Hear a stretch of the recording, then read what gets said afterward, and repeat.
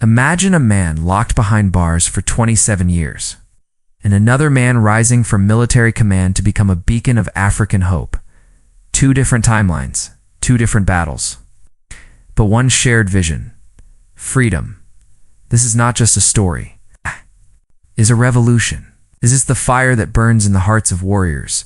Mandela walked out of a prison not with revenge but with purpose. Traore rose not with greed but with grit.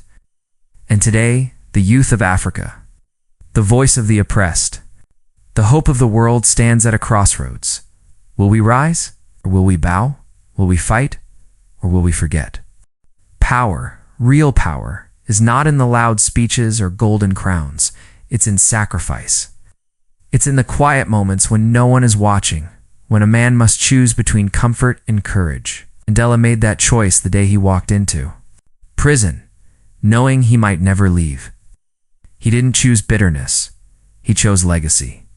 And Traore, he made that choice when he stood up to the silent devils hiding in suits and governments. He didn't bow, he rose. He didn't hesitate, he led.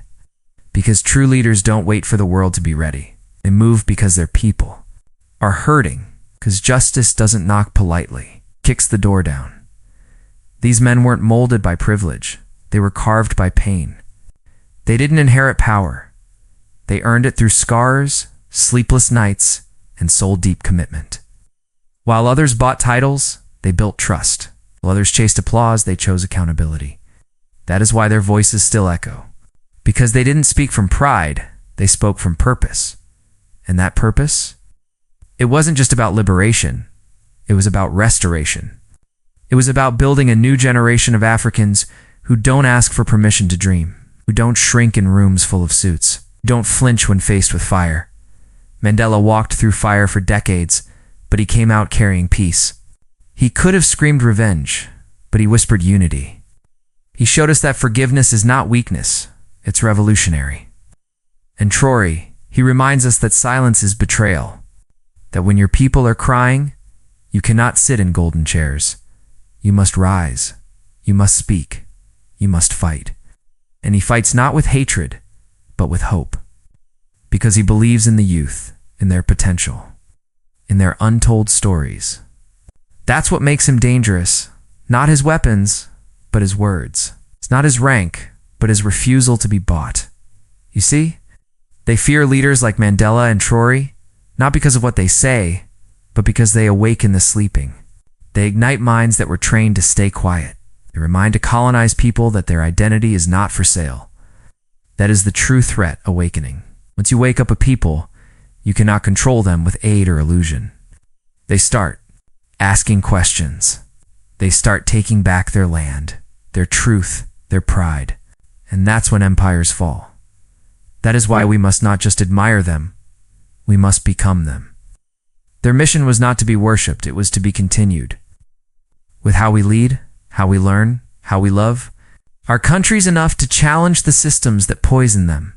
Because loving your nation doesn't mean repeating its lies. It means exposing them. It means tearing down what's broken to rebuild something better. That's what Mandela did. That's what Traore is doing. That's what we must all do wherever we are. Let's be clear. This is not a speech. This is not poetry. This is not a tribute. This is a warning to the enemies of progress. The people are rising. The youth are no longer afraid. They are no longer hypnotized by foreign smiles and empty promises. They are hungry, not just for food, but for freedom. They are angry, not with hate, but with history. They are ready not for war, but for truth. And the truth is this: Africa is the richest continent on earth, but it has been treated like the poorest.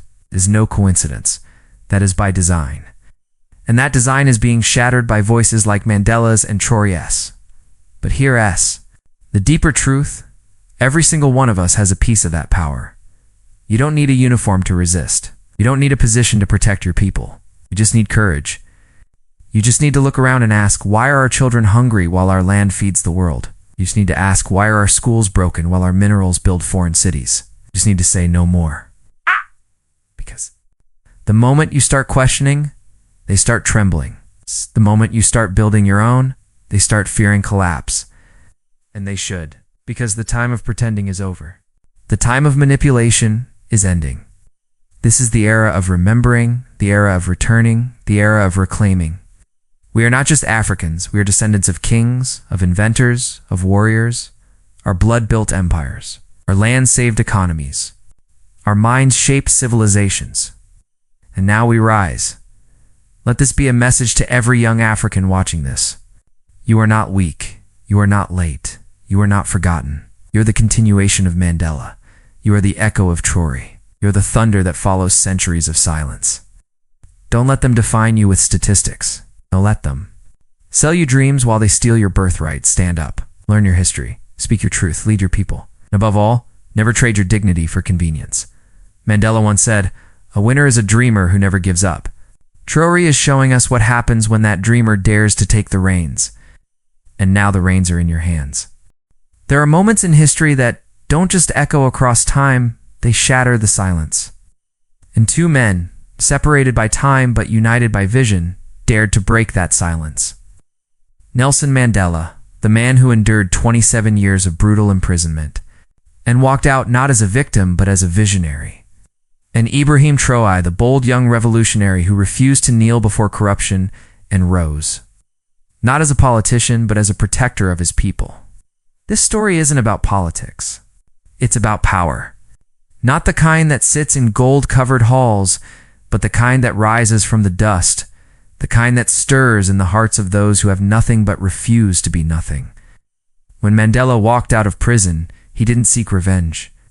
He sought restoration. When Traore stepped into leadership, he didn't seek applause. He sought justice. What connects these two warriors of Africa is not where they came from, but what they stood for. They stood for the idea that no matter how long the night, the sun must rise. And today, that sunrise is burning through the clouds of oppression. And it carries a new name, you. Because this isn't just their story, this is ours. For far too long, the soil of Africa has been drenched with the sweat of its people, while others took the gold, the oil, the diamonds. But now, a generation is waking up. They're not waiting for change, they are becoming it. And at the front of that wave stands Ibrahim Traoré, young, fearless, relentless. Just like Mandela, he did not wait for permission to rise. He saw the suffering, the manipulation, the foreign control, choking his nation, and he said, "Enough." He didn't just say it in speeches, he said it with action. He stood against systems that were older than him, darker than night, and stronger than fear. And yet he stood. Mandela had every reason to be angry, every reason to come out. Of prison with rage in his eyes and vengeance in his heart. But he walked out with grace.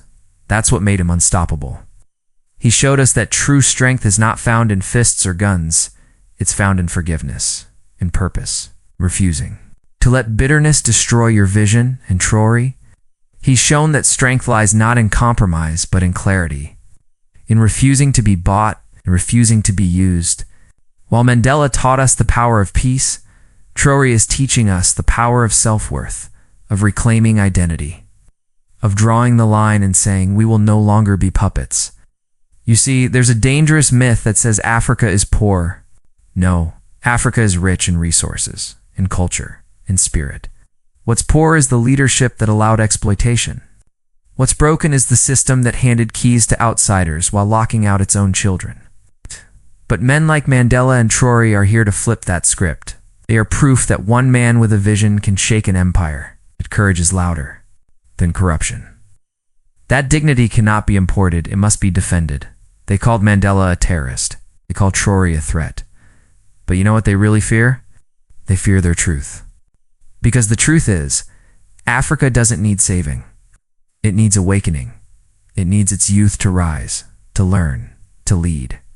To stop begging for seats at foreign tables and start building our own. It's the revolution. It's not in guns. It's in growth. It's in owning our land, our ideas, our future. So what does power look like?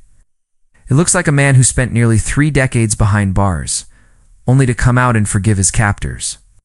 It looks like a soldier who saw injustice and chose his people over his personal comfort. That is power, the ability to stay grounded when the world wants to buy your silence. The ability to say no, even when yes would be easier. The ability to love your country more than you fear your enemies. Mandela taught us that real change begins inside. We cannot build a new world with the same hate that destroyed the old one. Traore teaches us that while peace is the goal, resistance is sometimes the path. These are not contradictions, they are balances. Because peace without strength is surrender, strength without peace is tyranny. Together, they represent the perfect storm, a blend of fire and water, wisdom and will. Traore looked at his people and saw more than statistics. He saw sons and daughters, mothers and fathers, warriors and dreamers. He didn't see pawns. He saw kings. And like Mandela, he spoke not just with words, but with sacrifice. He risked it all to restore dignity, because dignity is not a gift, it's a birthright. And when a nation forgets its worth, it sells its soul for crumbs.